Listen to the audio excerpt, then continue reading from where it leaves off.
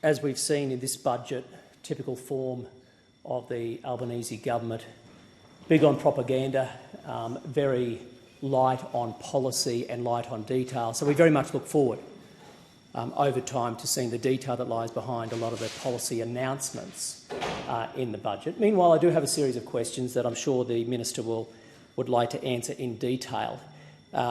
Firstly, investment in Australian resources, especially gas, has stalled following the government's continued interventions into the market, and the same has occurred with renewables now. How will Australia attract the capital needed to power Australia into the future while the government's policies are impeding foreign direct investment? AEMO's gas statement of opportunities has forecast potential shortfalls every winter for the next 3 years out to 2026. Repeated ACCC reports have revealed that shortfalls are a real possibility. And based on industry advice, we are now seeing problems also in Western Australia that previously were more prominent far more on the eastern coast. When will the government take the looming gas shortages forecast by the experts on both the east and west coast seriously and reverse its anti-gas policy suite?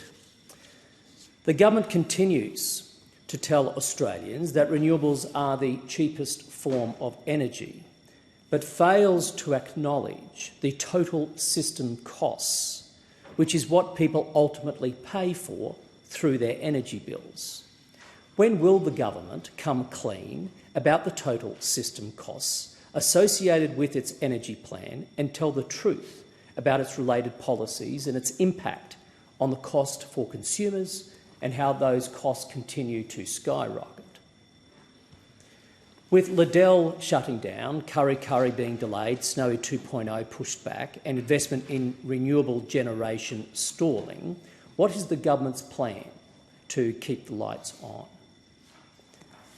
What steps has the government taken to ensure sufficient, fit-for-purpose energy generation will be online in time for the Eraring power station when it permanently closes in 2025?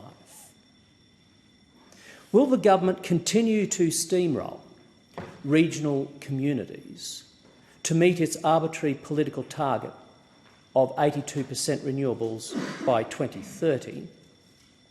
And will it guarantee that it will properly engage and consult with impacted households before rolling out its plan for 22,000 solar panels a day, 40 wind turbines a month, and up to 28,000 kilometres of transmission lines?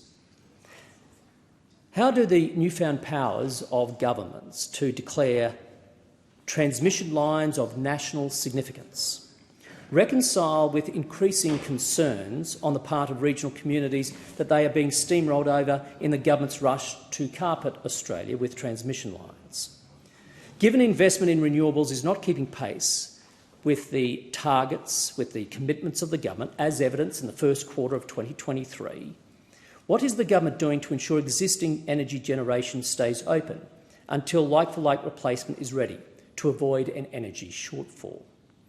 The government has put itself at the centre of the gas market and can now dictate how much gas can be sold to who and at what price. On top of this, the government has hit the sector with one of the world's most punitive carbon taxes, plans to increase the PRRT, introduce a mandatory code, funded green activists to wage green lawfare on gas companies, ripped out funding from the budget for gas exploration and pipelines, and also around $250 million for CCS. If the government claims to support gas as a transition fuel, which one of these policies has resulted in more gas supply coming to market?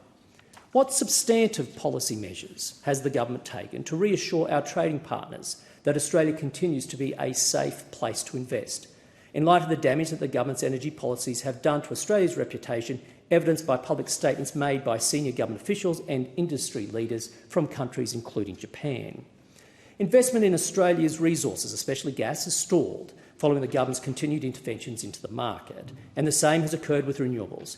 How will Australia attract the capital needed to power Australia into the future while the government's policies are impeding foreign direct investment? Why is the government's policies in this area continued to be driven by the government's ideological proclivity?